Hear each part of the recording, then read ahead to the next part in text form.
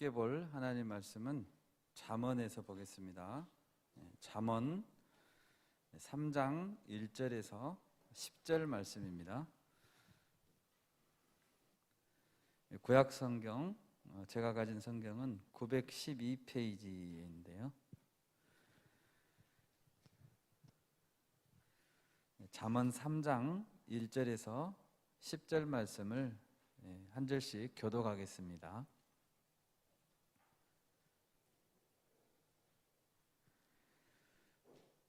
내 아들아, 나의 법을 잊어버리지 말고 네 마음으로 나의 명령을 지키라.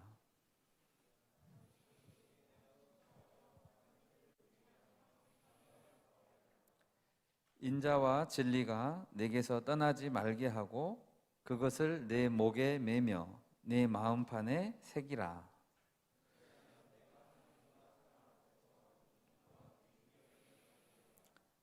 너는 마음을 다하여 여호와를 신뢰하고 내 명철을 의지하지 말라.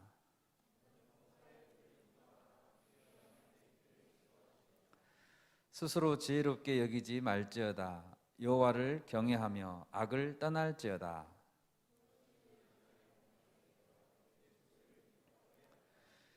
내 재물과 내 소산물의 처음 익은 열매로 여호와를 공경하라. 그리하면 내 창고가 가득히 차고 내 포도즙 틀에 새 포도즙이 넘치리라. 아멘. 반갑습니다. 이제 5월과 6월 두 달간은 매일 성경 본문에서 잠언을 보고 있습니다. 잠언을 볼 기회가 많지는 않은데요. 이번에 좋은 기회인 것 같아요. 그래서 잠언을 매일매일 묵상하면 좋겠습니다. 우리가 세상을 살다 보면 위험한 일도 많고 또 피해야 될 일도 많죠. 조심하고 경계해야 된다. 그 뜻이 잠언이라고 합니다. 잠언의 말 뜻이 경계하라는 그런 말이라고 해요. 잠언 1장 1절을 보면 다윗의 아들 이스라엘 왕 솔로몬의 잠언이라 라고 되어 있습니다. 이걸 보면 잠언을 기록한 사람이 솔로몬이라는 걸 알 수 있죠. 전부 다 기록한 것은 아니고 대부분 솔로몬이 기록했고 나머지 일부분 다른 사람들이 기록했다고 합니다. 열왕기상에 보면 하나님이 솔로몬에게 지혜와 총명을 심히 많이 주셨다라고 기록되어 있어요.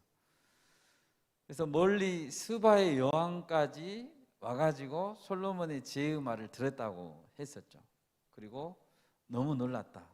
소문이 절반도 미치지 못한다. 이렇게 감탄한 장면도 나오죠. 그러면 이 솔로몬의 지혜와 총명이 하나님이 주셨다라고 되어 있기 때문에 솔로몬 스스로가 깨달은 것이 아니고 하나님이 주셨다는 것을 알 수 있습니다. 여러분, 오늘 우리가 읽고 있는 잠언은 솔로몬이 득도한 게 아니에요. 솔로몬이 혼자 산에 가서 이렇게 득도한 게 아닙니다. 하나님이 주신 것입니다. 여러분, 우리는 모두 다 지혜로운 자가 되기를 원하시죠? 여러분 다 지혜로운 자가 되기를 원하시죠? 그런데 한 번뿐인 인생을 어떻게 하면 가장 지혜롭게 살 수 있을까요? 가장 탁월한 지혜는 어떤 지혜일까요? 가장 탁월한 지혜는 가장 소중한 것을 이루게 해주면 가장 탁월하겠죠? 가장 소중한 것이 무엇입니까? 우리의 생명이죠. 특히 영원한 생명, 영원한 생명을 이루어주게 해주는 것이 가장 탁월한 지혜이겠죠. 하나님을 알고 예배하는 것, 예배하기 위해서 하나님 앞에 죄인으로서 나올 수 없는데 그 죄성을 깨닫고 그것을 해결하는 지혜가 가장 탁월한 지혜가 아닌가 싶습니다. 이런 과정 가운데서 하나님이 우리의 구원을 주관하시고 진행해 가시고 완성하시기 때문에 하나님이 어떤 분인가를 아는 게 가장 탁월한 지혜일 것입니다. 물론 우리는 인간이기 때문에 하나님을 전부 이해할 수 없겠죠. 하나님은 창조주시고 우리는 피조물인 존재의 한계 때문에 우리 하나님을 다 이해한다는 것은 말이 안 되는 것이죠.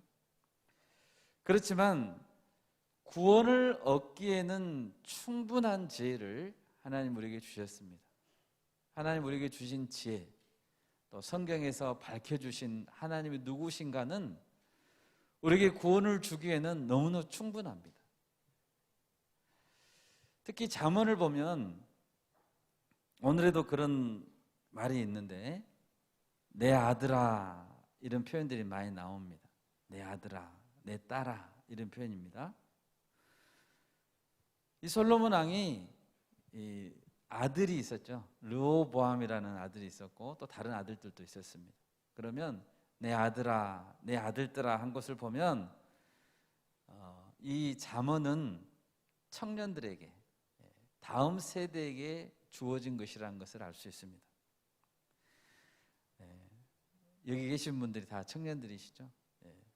여러분들에게 가장 필요한 말씀이 잠언의 말씀입니다. 5월과 6월 2달 동안 우리 청년 공동체가 이 말씀, 잠언의 말씀을 깊이 묵상하고 새기면 좋겠습니다. 그러면 오늘 말씀을 통해서 하나님께서 어떤 삶을 사는 것이 지혜로운 삶인가 세 가지 정도 생각해 보고자 합니다. 첫 번째는 하나님의 인자와 진리를 가까이 하는 삶입니다. 3절 말씀을 같이 한번 읽어보겠습니다. 3장 3절입니다. 네, 시작. 인자와 진리가 내게서 떠나지 말게 하고 그것을 내 목에 매며 내 마음판에 새기라. 솔로몬 왕은 아들에게 인자와 진리를 떠나지 말라고 합니다. 여러분, 왜 인자와 진리를 떠나지 않는 게 지혜일까요? 인자라는 단어는 히브리어로 유명한 단어죠. 헤세드라고 합니다. 헤세드. 이것은 여러 번 나왔지만 어떤 사랑이냐면 언약에 기초한 사랑입니다. 사랑 중에서도 언약, 약속에 기초한 사랑입니다. 그러면 이 언약에 기초한 사랑하고 그냥 사랑하고 어떻게 좀 다를까요? 예를 한번 들어보겠습니다. 남녀가 만나서 결혼을 합니다. 결혼. 남녀가 만나서 결혼하면 사랑했기 때문에 결혼한 것이죠. 사랑했기 때문에. 그런데 그 결혼의 관계를 계속 유지하는 것도 어렵습니다. 그렇죠. 결혼의 관계를 계속 유지하고 지키는 것, 그 사랑은 언약에 기초한 사랑입니다. 약속에 기초한 사랑이죠. 여러분, 하나님께서 죄인을 구원하시는 근본적인 이유, 우리를 구원하시는 이유와 원동력은 어디에 있을까요? 왜 우리를 사랑하실까요? 그것은 인자하심 때문입니다. 인자하신 사랑은 인간의 부족함, 우리의 연약함, 죄성에도 불구하고 그 사랑이 변치 않는 처음 약속 그대로 이끌어 가시는 사랑이라는 것입니다. 우리의 조건에 관계없는 무조건적인 사랑, 그것이 인자하심의 사랑입니다. 여러분, 하나님은 거룩하신 하나님이시죠. 공의로우십니다. 그래서 어떠한 죄도 용납하지 않으시고 어떠한 죄인도 용납하지 않으십니다. 그래서 하나님은 질서와 기준을 무너뜨리면서 자신이 거룩하고 자신이 정의로우시기 때문에 이러한 질서와 모든 부정직함, 모든 기준을 무너뜨리면서 죄인을 사랑해 줄 수 없습니다. 무작정 눈 감아주지 못합니다. 하나님 본성이 그래요. 범죄의 대가, 율법의 요구를 충족하지 않으면 우리를 구원하실 수 없습니다. 구원하지 않으십니다. 하나님과 인간의, 죄인의 사이에 이 커다란 간극을 좁히기 위해서 독생자 예수 그리스도께서 십자가에서 죽으신 것입니다. 따라서 예수님, 하나님의 사랑이시죠? 하나님의 사랑은 진리를 무너뜨리지 않는 사랑이죠. 그래서 진리에 기초한 사랑입니다. 그래서 인자와 진리는 동전의 양면과 같습니다. 서로 절대로 떨어지지 못합니다. 인자하심과 진리. 여러분, 하나님의 인자하심과 진리를 잘 나타내 주시는 말씀이 있습니다. 로마서 5장 8절을 한번 자막에 띄워주시기 바랍니다. 우리 같이 한번 읽어볼까요? 네, 시작. 우리가 아직 죄인 되었을 때에 그리스도께서 우리를 위하여 죽으심으로 하나님께서 우리에 대한 자기의 사랑을 확증하셨느니라.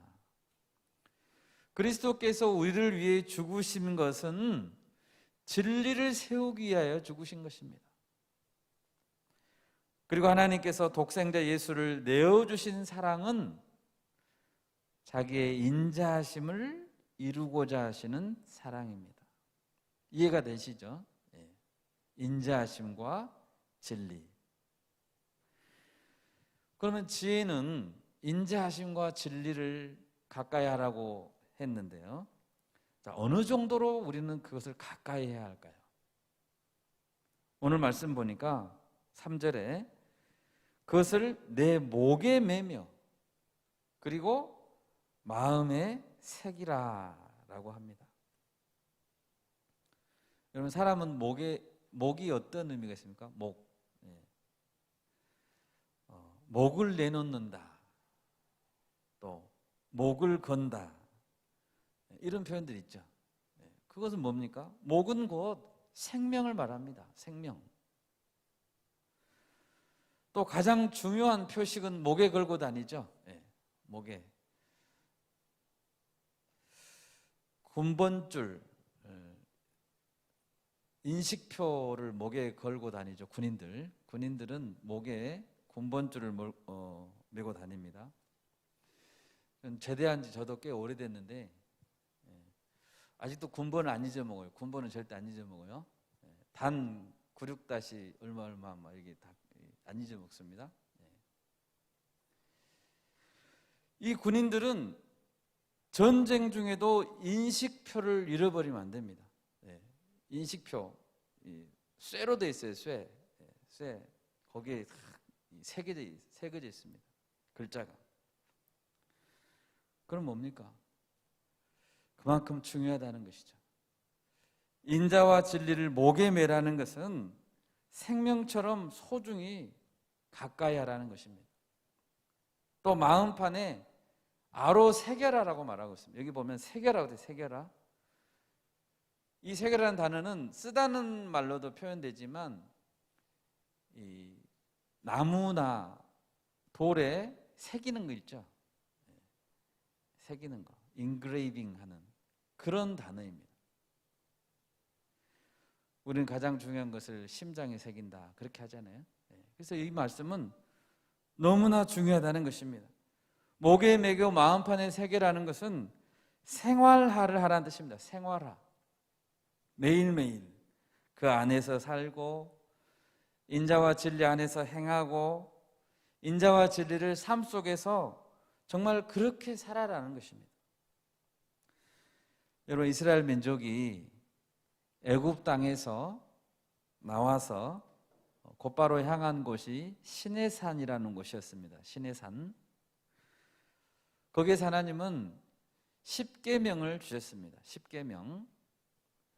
이때 하나님이 이스라엘 백성에게 10계명을 주면서 명령했습니다. 명령. 우리 신명기 6장을 한번 띄워주세요. 신명기 6장 6절에서 9절 말씀을 자막으로 보면서 같이 한번 읽겠습니다. 네, 시작.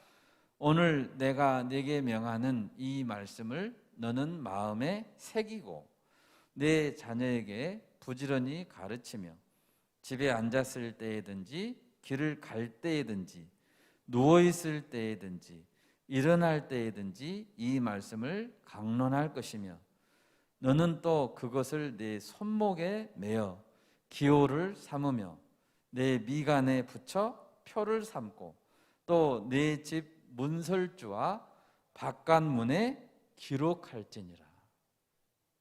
여러분 얼마나 철저하게 이 말씀을 가까이 하라는 거예요. 자녀에게 가르쳐라 라고 합니다. 자녀에게. 오늘 이 본문도 솔로몬이 내 아들아 하면서 가르치고 있죠. 어떻게 가르치라고 되어 있습니까? 신명기에는 부지런히 가르치라. 여러분은 지금 이제 자녀들이 없기 때문에 자기 자신에게 부지런히 가르쳐야 되겠죠? 부지런히. 앉았을 때, 길을 갈 때, 누웠을 때에도 가르치래요. 누웠을 때. 일어날 때 24시간이죠. 24시간 365일. 말씀을 부단히 가르치라는 거예요. 그 말씀을 손목에 매래요. 손목에 매고 눈썹 사이에 붙이래요. 말씀을. 눈썹 사이에 말씀을 붙여야 돼요. 대문에도 기록하고 대문의 기둥에도 문설주에도 기록하라는 거예요. 여러분 얼마나 말씀을 강조하고 계십니까? 말씀을 그냥 생활화해라. 생활화. 눈만 뜨면 말씀이 보이도록. 자신 한번 돌아보시기 바랍니다.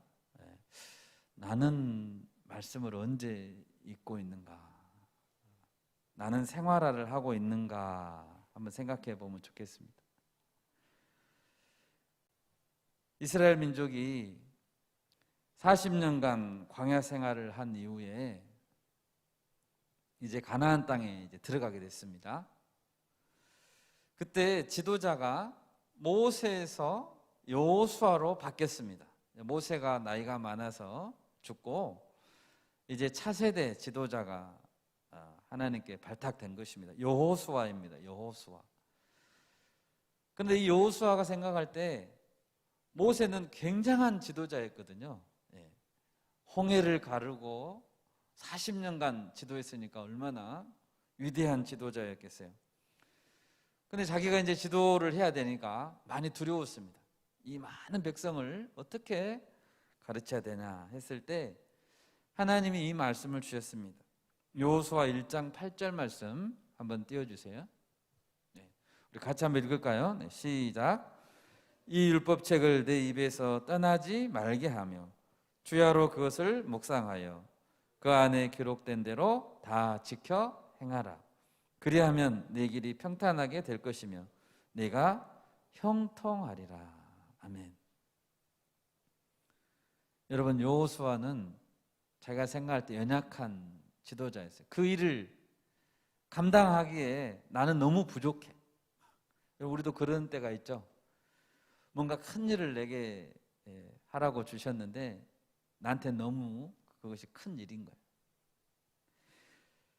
여호수아는 이제 가나안 땅을 들어갈 거예요. 광야를 지나서 가나안 땅에 들어가서 뭐 하려고 하냐면 가나안 7 족속과 전쟁을 해야 돼요. 전쟁. 치열한 전쟁. 전쟁이 뭐예요? 죽고 죽일 수 있는 그런 전쟁이잖아요. 그런데 전쟁을 앞둔 여호수아에게 하나님이 뭐라고 말씀하세요? 주야로 율법을 묵상하라 그래요. 묵상하라. 주야로 칼 창 무기 연습, 전술 훈련을 하라 이게 아니고 주야로 하나님의 말씀을 묵상하라 라고 말한다는 거예요. 그것이 승리의 비결이라는 거예요. 전쟁 중에라도 아침과 저녁에, 주야니까 아침에도 일어나면 큐티하고 저녁에 잠자기 전에 말씀 통독 한 장 하고 이렇게 하라는 거예요.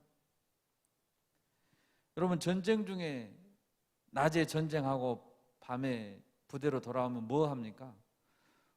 다음 날 또 전쟁할 거 활도 점검하고 칼도 무뎌지면 칼날도 갈고 전차 바퀴도 한번 점검하고 이렇게 해야 되잖아요.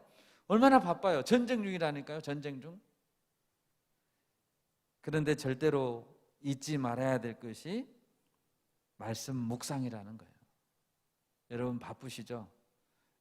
직장 생활도 바쁘고 학과 공부하기도 바빠요. 그런데 그때 까먹지 말아야 될 것이 주야로 말씀을 묵상하는 겁니다. 믿으십니까? 아멘. 우리도 모두 사실은 전쟁 중입니다. 영적 전쟁 중입니다. 우리도 죄와 싸워야 하고요. 세상 어둠의 권세 잡은 자들의 공격을 막아야 합니다. 위기에 빠진 공동체를 도와야 되고요. 방황하는 양들을 구출해 내야 되는 우리도 전쟁 중입니다. 이때 반드시 필요한 것은 말씀을 주야로 묵상하는 것입니다. 우리 순 안에서 어떤 순들은 말씀을 잘 나누더라고요. 말씀. 그래서 우리가 계속해서 큐티도 나누고 주일 말씀도 나누고 이렇게 나눌 수 있기를 바랍니다.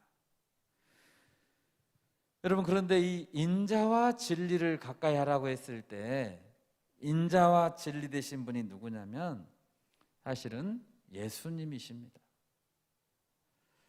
요한복음 1장 14절 말씀을 한번 띄워주세요.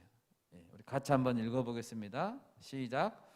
말씀이 육신이 되어 우리 가운데 거하심에 우리가 그의 영광을 보니 아버지의 독생자의 영광이요 은혜와 진리가 충만하더라. 이 은혜와 진리가 인자와 진리 같은 말이에요.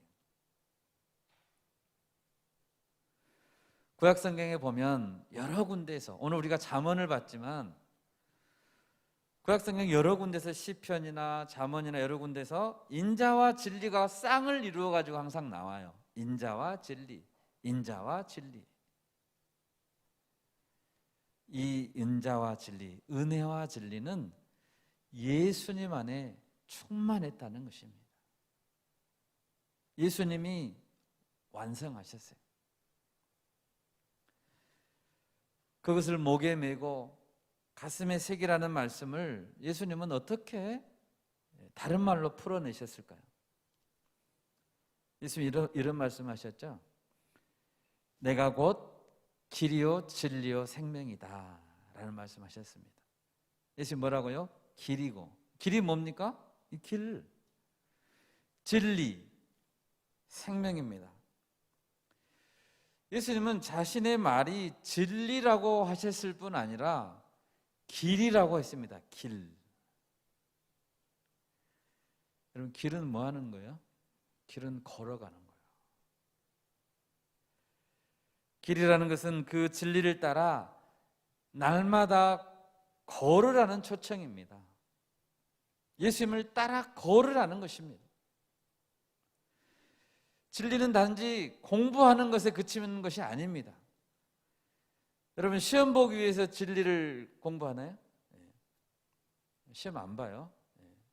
천국문 앞에서 우리 시험 안 봅니다. 진리는 공부하는 것이 아니라 길을 따르는 것입니다. 예수님이 그랬죠.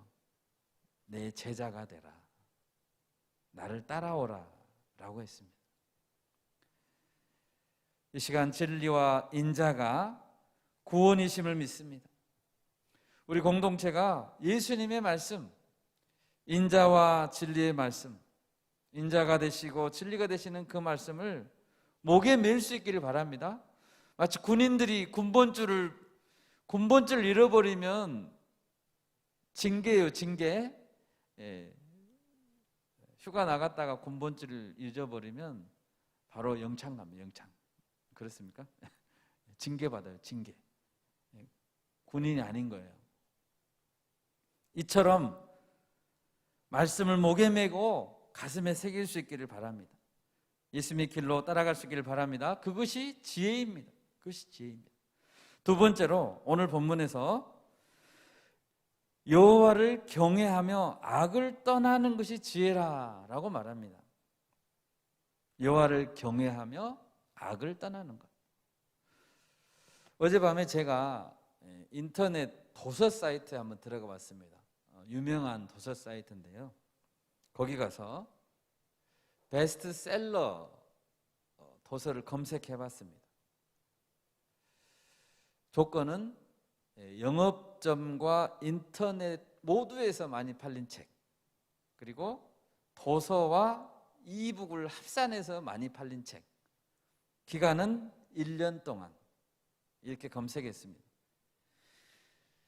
자, 단연코 판매 1위 된 책이 있습니다. 제가 여기서 그 책을 이야기하면 안 되겠죠? 1위 된 책이 있습니다.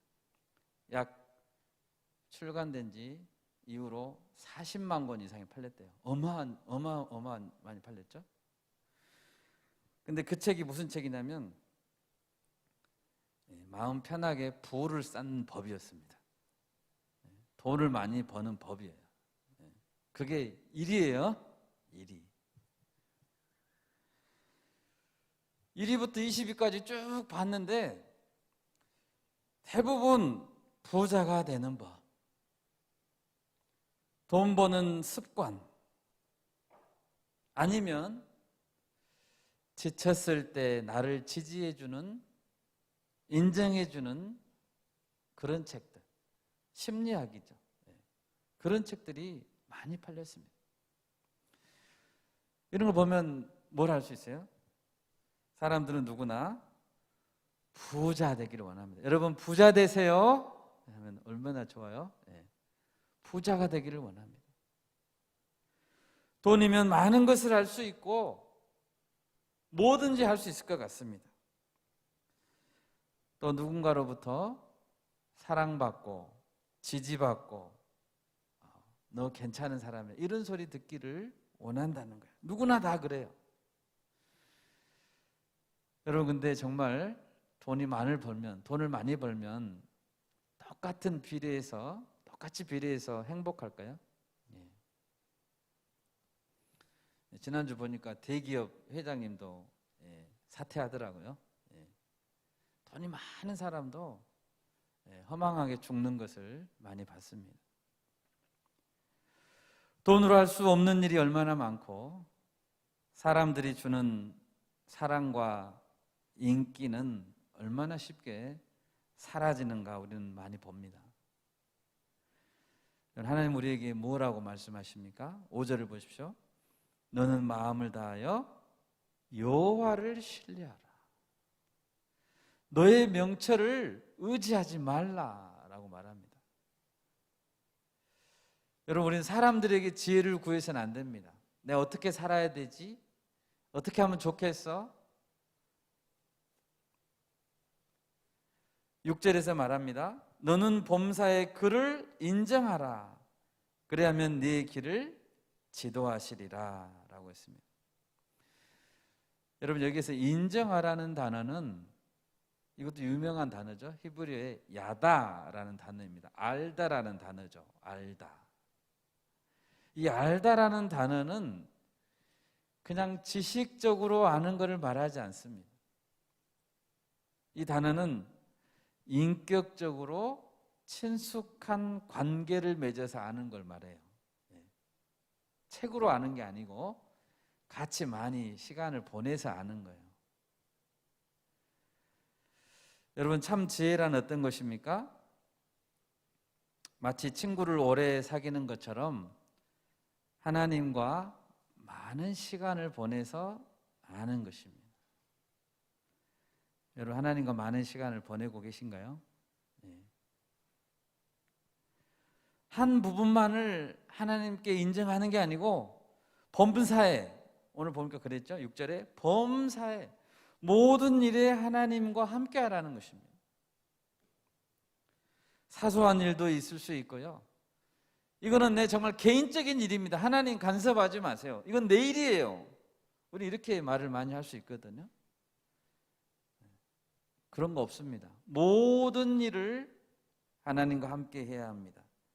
그래서 하나님을 안다면 비로소 하나님 우리를 다스리게 될 것이라는 것입니다. 이 6절 말씀에서 한 가지 우리가 주의해야 될 점이 있어요.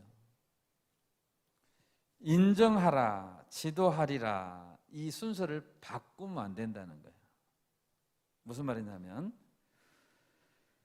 이렇게 기도하면 안 됩니다. 하나님 먼저 저를 인도해 주시면 제가 하나님 인정할게요 라고 하면 안 된다는 것입니다.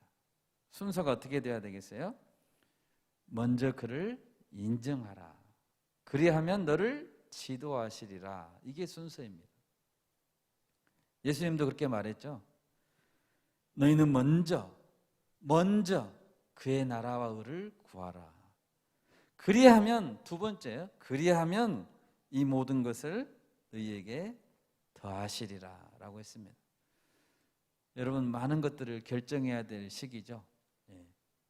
그때 뭘 먼저 생각해야 되겠어요? 내가 먼저 하나님을 인정하는가, 먼저 그분의 나라를 구하는가, 그분의 통치를, 그분이 내게 뭐라고 말씀하시는가를 내가 먼저 듣기를 원하는가, 이렇게 기도해야 될 줄 믿습니다.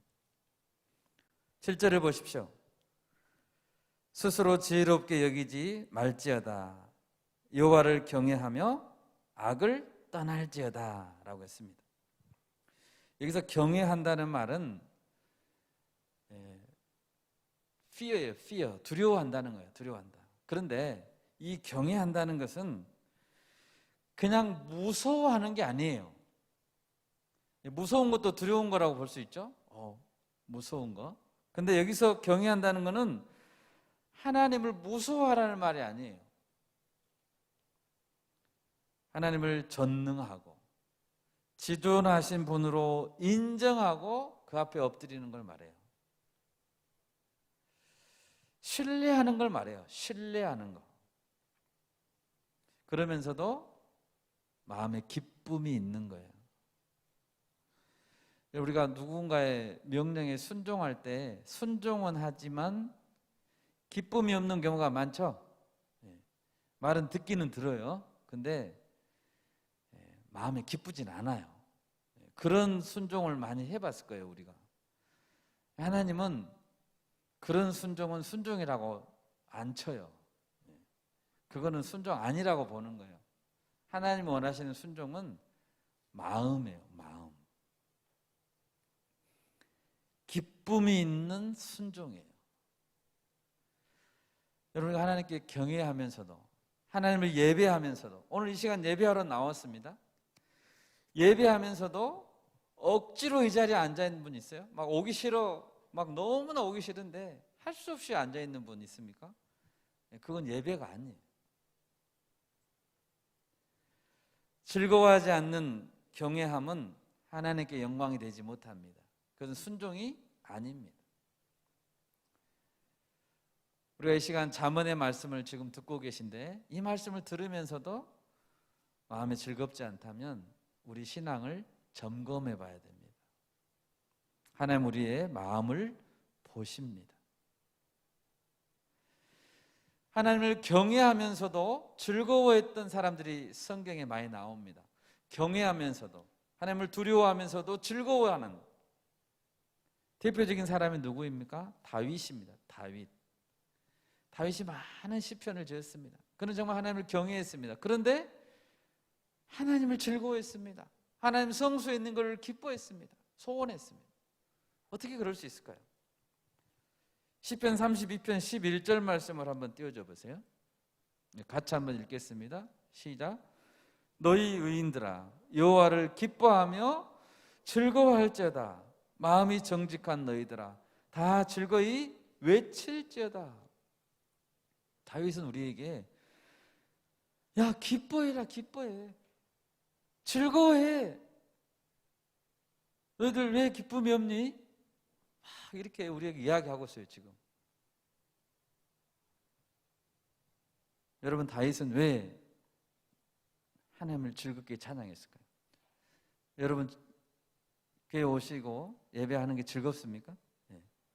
기쁩니까? 그렇지 않다면 나는 왜 기쁨이 없는 것일까 생각해 봐야 되겠죠. 다윗은 왜 즐거웠을까요? 시편 32편 1절 때문에 즐거웠습니다. 한번 같이 읽어볼까요? 시작. 허물의 사함을 받고 자신의 죄가 가려진 자는 복이 있도다. 이것 때문에 즐거웠어요. 여러분, 다윗이 범죄했었죠. 범죄했을 때 시편 32편이 그런 내용이 나와요. 지금 1절을 방금 읽었고 즐거워라는 것은 11절에 나왔잖아요. 그 내용이 이런 내용입니다. 다윗이 범죄했을 때 그가 도저히 입을 열 수 없었어요. 입을 열지 않았을 때 그의 마음은 너무도 짓눌렸어요. 정말 무거운 바위덩어리를 안고 있는 것처럼 마음이 짓눌리고 괴로웠어요. 죄를 지었는데 그 죄가 해결이 안 되는 거예요. 양심의 가책이 자기를 누르고 하루 종일 신음했다고 했습니다. 다윗은 자기 뼈가 녹는다고 했습니다. 여러분, 얼마나 고통스러웠으면 내 뼈가 녹는 것 같아요. 정말 하루 종일 신음했대요. 밤에 잠도 못 잤다는 거죠. 그냥 그 생각만 하니까 잠이 안 오는 거예요. 잠이 안 와요. 못 자는 거예요. 못 자는 거예요. 자기 몸에 진액이 다 빠졌다고 했습니다. 자기가 말라 비틀어졌다고 했습니다. 너무 괴로워서. 그런데 다윗이 자기의 죄를 자백했습니다. 여러분, 죄가 있으면 자백하시기 바랍니다. 자백하지 않으면 해결이 안 됩니다. 자백해야 돼요. 자백 안 하면 어쩐다고요? 너무도 무겁게 짓누르고 진액이 마르고 모든 고통은 다 써놨어요. 여기다 지금. 여러분, 죄는 자백해야 합니다. 그가 죄를 자백하고 하나님께서 완전히 용서해 주셨을 때 그에겐 큰 기쁨이 있었습니다. 그에게는 완전한 자유함이 있었습니다. 죄를 지었을 때 자기 자신을 막 고소해요. 나도 나를 고소하고 너는 죄인이지, 너 같은 놈이 뭘 한다고 자기를 정죄하는 거예요. 사탄은 우리를 자꾸 정죄해요. 우리가 신앙생활 좀 하려고 하면 네가 무슨 예수 믿는 사람이라고 이렇게 정죄한다는 거예요. 근데 하나님께 완전히 자백하고 그래요, 나 죄인입니다, 하나님 용서해 주세요. 그랬을 때 우리 주님이 용서의 확신을 주셨습니다. 그때 누리는 기쁨, 자유함, 아무도 나를 정죄할 수 없고 나도 나를 정죄할 수 없고 이런 기쁨이 있었던 거예요. 그래서 다윗이 이렇게 말하는 거예요. 허물의 사하심을 받고 자신의 죄가 가려진 자는 복이 있도다. 할렐루야. 이런 복을 우리가 누려야 됩니다. 여러분, 이 복을 누리지 못한 사람은 너무 안타까운 사람이에요. 신앙생활이 기쁘지 않죠. 즐겁지 않죠.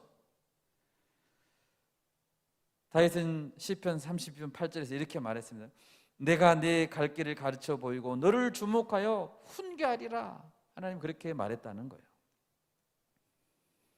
다윗이 볼 때 세상에서 가장 행복한 사람은 누구일까요? 여러분, 가장 행복한 사람이 누굽니까? 가장 큰 죄를 지었는데 대통령이 8.15 특사를 해버린 거예요. 특사, 특별 사면, 석방, 무죄 석방. 그 사람한테 짜장면 한 그릇 주면은 불평할까요? 아니요. 네. 밥 안 줘도 배부르고 뛰어다니고 막 뛰어다녀. 야, 나 특사 됐다니까. 야, 나 기뻐. 자신의 죄가 가려진 자는 복이 있습니다. 아멘. 그 예수님 안에서 누리는 복입니다. 여러분, 돈으로 세상 권세로 많은 것을 할 수 있습니다. 베스트셀러 1위. 사람들이 뭘 찾고 있는지 아시죠? 심리학으로 지친 마음을 잠시 달래줄 수도 있습니다. 그러나 죄로 눌리는 고통에서 우리를 자유롭게 해주지 못합니다. 구원해주지 못합니다. 영원한 생명을 보장하지 못합니다. 그래서 그것을 또 잊어버리기 위해서 잠시 쾌락을 쫓아다녀요. 잊어버리려고, 망각해보려고. 여러분, 망각이 행복의 지름길인가요? 아니에요. 해결해야 돼요. 오직 내 대신 죽으시고 모든 죄를 용서하신 예수님, 그리고 독생자 예수님을 보내신 하나님만이 진정한 행복의 근원입니다. 그래서 우리는 가장 주님 품에서 안전한 거예요. 그래서 아버지의 품이 좋은 거예요. 안전한 거예요. 오늘 잠언에서 보면 악을 떠나라고 말합니다. 악을 떠나라. 스스로 지혜롭게 여기지 말고 여호와를 경외하며 악을 떠나라. 여러분, 성경에 얼마나 많은 사람들이 여호와 보시기에 악을 행했다라는 표현들에 해당되는지 몰라요. 열왕기를 보면 특히 많은 왕들이 나오는데 악을 행했다라고 말하는 게 아니고 여호와 보시기에 악을 행했다라고 나와요.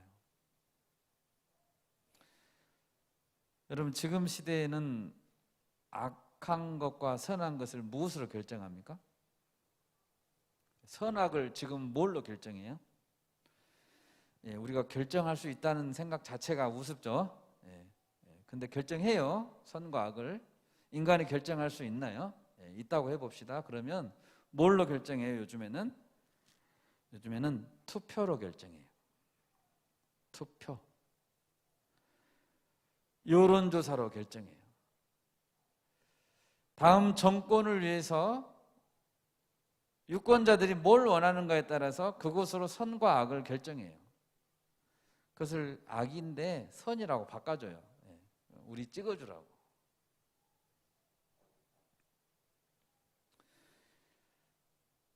하나님 보시기에 악한 것들이 얼마나 많습니까?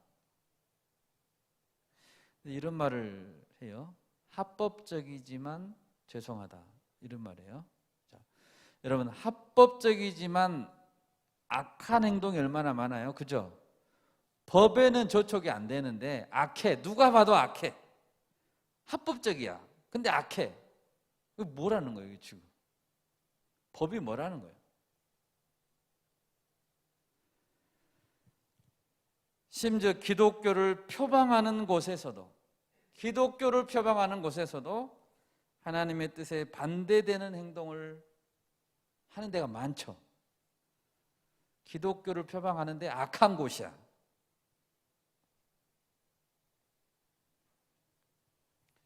최근에 저는 어떤 기독교 단체가, 여러분 잘 들으세요.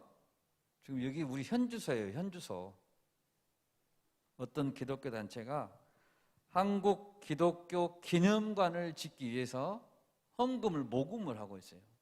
뭘 짓는다고요? 한국 기독교 기념관. 근데 홍보물에 어떤 내용이 들어있냐면요. 홍보물에 예수 동상을 세우는데 세계 최대의 높이로 세우려고 한대요. 여러분, 예수님이 언제 자기를 위해서 동상 세워주라고 했습니까? 성경에 보면 동상 만들으라고 했어요? 말으라고 했어요? 만들지 말라고 그랬어요. 또 그 홍보물에 보면 예수의 무덤을 만든대요. 여러분, 모세의 무덤도 없어요. 모세의 무덤 없다겠죠. 모세 시체도 어딘지 몰라요. 하나님이 감춰버렸어요. 왜요? 모세가 최고의 지도자였잖아요. 우상화할까봐, 모세 시체 놓고 거기다 절할까봐. 예수의 무덤이 어디 있어요? 그 밑에다 이렇게 써요. 전설적인 예수님의 안식처를 복원하려고 합니다. 헌금해 주세요. 거기서 멤버십을 팔아요. 멤버십 카드를 팔아요. 멤버십 서비스로 뭐 하라고요? 여행 가고 레저, 골프, 부킹 서비스 할인을 해준대요. 그 단체가 뭐 한다고요? 한국 기독교 기념관 세운대요. 헌금해 주래요.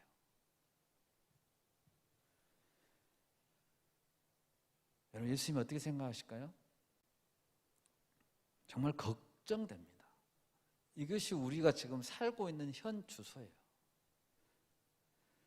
여러분, 여호와를 경외한다는 것이 뭘 말할까요?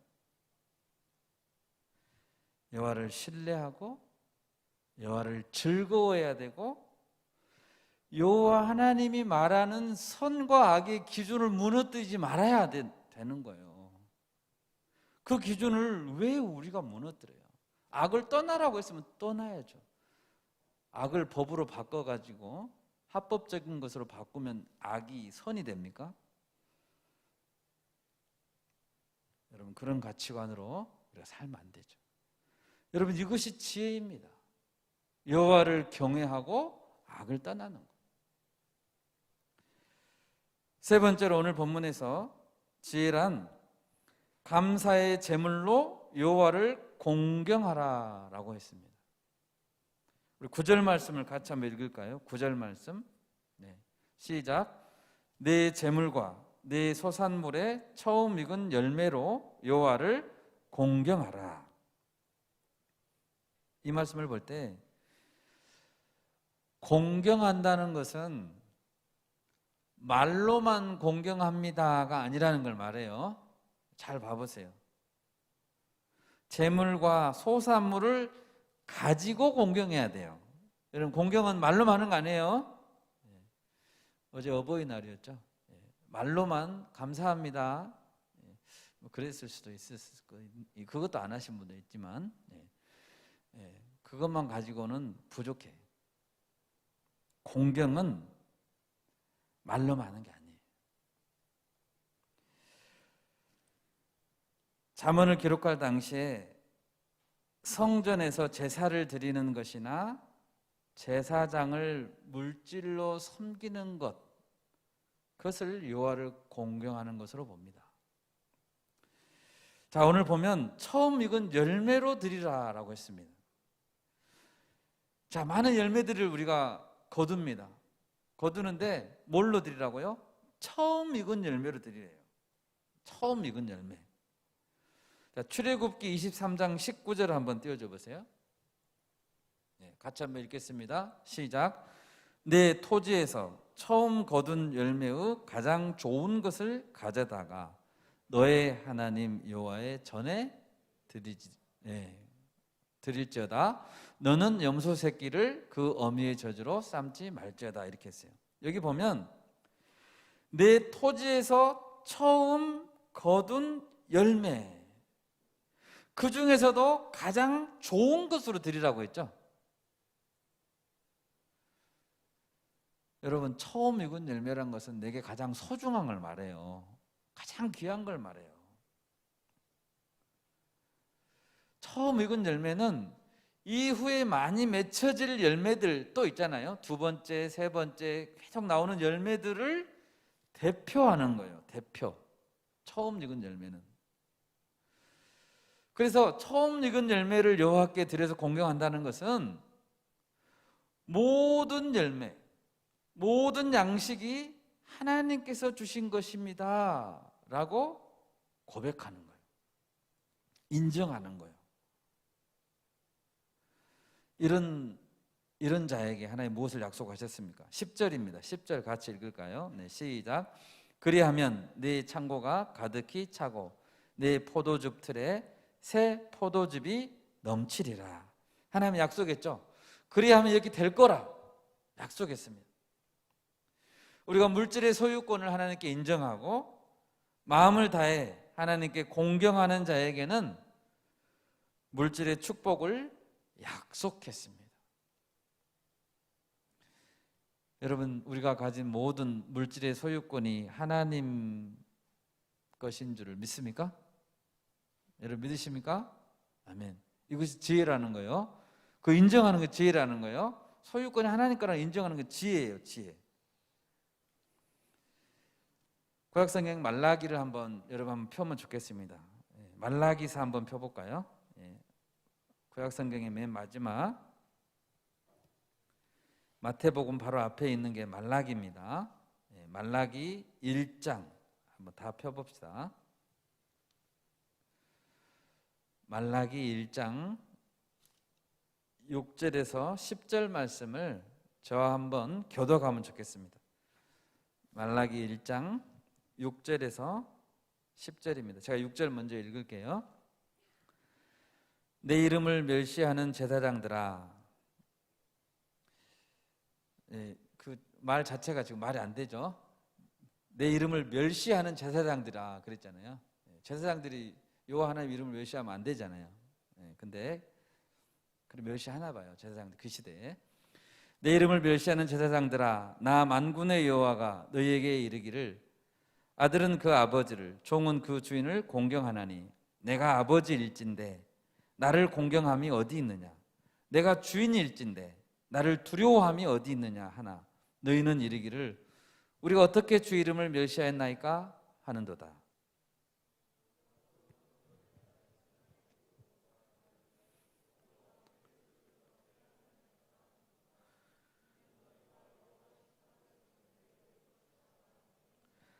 만군의 여호와가 이르노라 너희가 눈먼 희생 제물을 바치는 것이 어찌 악하지 아니하며 저는 것 병든 것을 드리는 것이 어찌 악하지 아니하냐. 이제 그것을 너희 총독에게 드려보라. 그가 너를 기뻐하겠으며 너를 받아주겠느냐?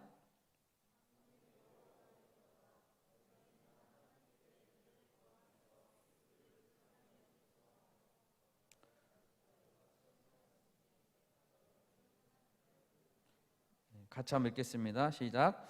만군의 여호와가 이르노라 너희가 내 제단 위에 헛되이 불사르지 못하게 하기 위하여 너희 중에 성전 문을 닫을 자가 있었으면 좋겠도다. 내가 너희를 기뻐하지 아니하며 너희가 손으로 드리는 것을 받지도 아니하리라. 아멘. 하나님께 뭘 드렸다겠어요? 눈먼 희생제물. 눈이 안 먼 것은 내 거고 눈이 멀고 장애가 있는 희생제물은 하나님 거. 발을 저는 양, 병든 소 하나님 거.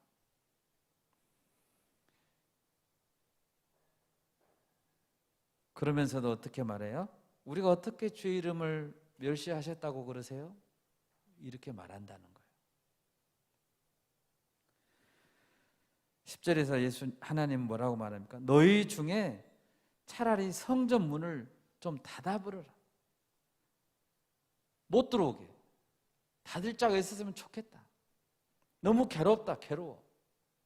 하나님께서 그랬다라는 거예요. 이것은 모든 물질의 소유권을 하나님께 드리지 않는 것입니다. 하나님을 멸시하는 것입니다.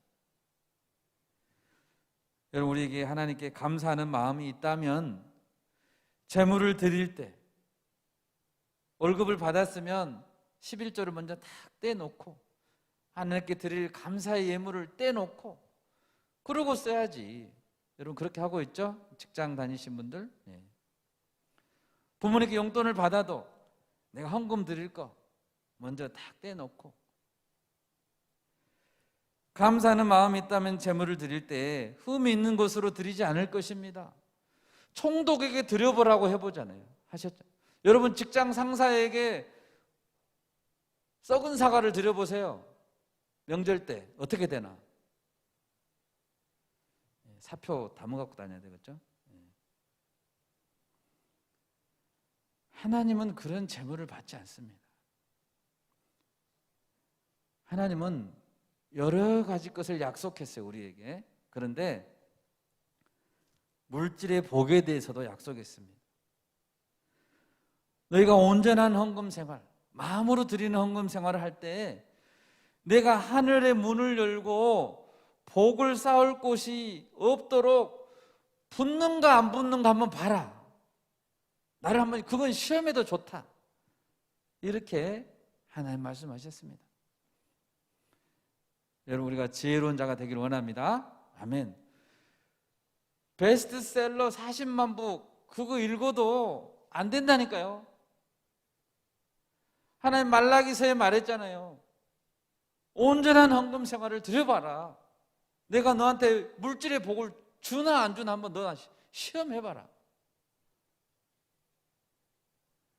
우리가 그런 복을 누릴 수 있기를 바랍니다. 아멘. 아멘. 말씀을 맺겠습니다. 오늘 말씀에서 무엇이 하나님께서 원하시는 지혜입니까? 하나님의 인자와 진리를 목에 맵니다. 목에 매라 그랬어요. 그만큼 가까이 하라. 군인에게 군번줄처럼. 여호와 하나님을 인정하고 경외하고 즐거워하고 선악의 기준을 무너뜨리지 마라. 하나님이 정하는 그 선악의 기준을 왜 너희가 무너뜨리려고 하느냐. 그리고 마지막으로 감사의 온전한 제물을 올려드려라. 이것이 지혜라고 가르치고 있습니다. 여러분, 우리가 그런 삶을 살아갑시다. 아멘. 우리가 그런 공동체가 되기를 간절히 바랍니다. 아멘.